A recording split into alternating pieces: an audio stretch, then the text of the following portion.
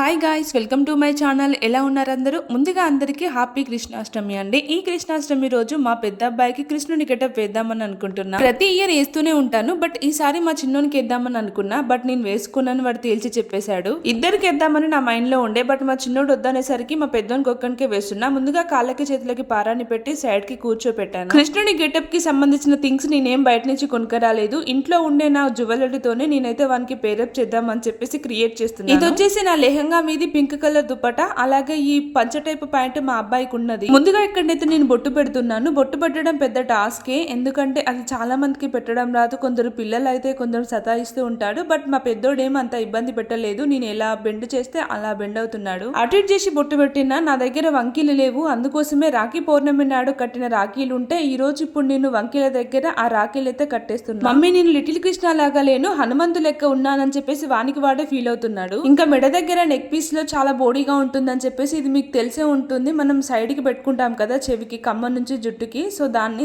ఏమంటారో తెలీదు నాకు, అది పెట్టాను మెడ దగ్గర.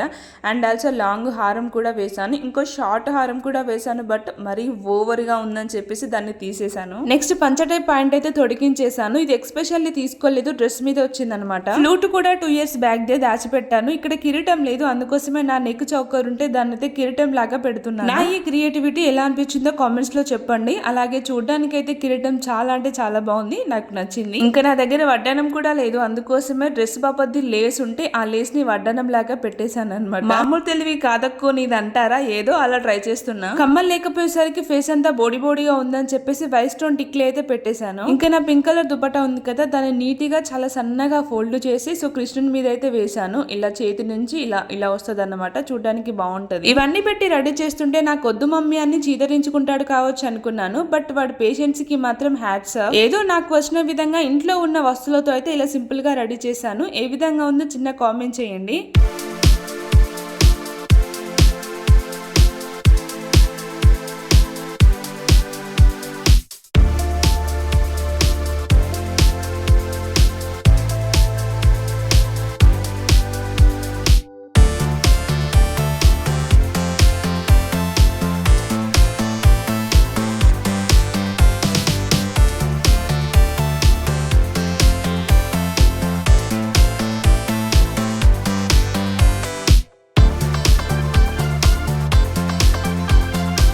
ఏ మాట కామాట చెప్పుకోవాలి, మా అబ్బాయిని కృష్ణుని లాగా రెడీ చేస్తే చూడడానికి శ్రీరాముడి లాగా ఉన్నాడు. మీకు ఎలా అనిపిస్తుందో కింద కామెంట్ చేయండి. అలాగే వీడియో నచ్చితే చిన్న లైక్ ఇచ్చి మన ఛానల్ త్వరగా సబ్స్క్రైబ్ చేసుకొని సపోర్ట్ చేయండి. ఇంకా ముందు మంచి వీడియోస్ అయితే చేస్తూ ఉంటాను. Bye guys, love you all.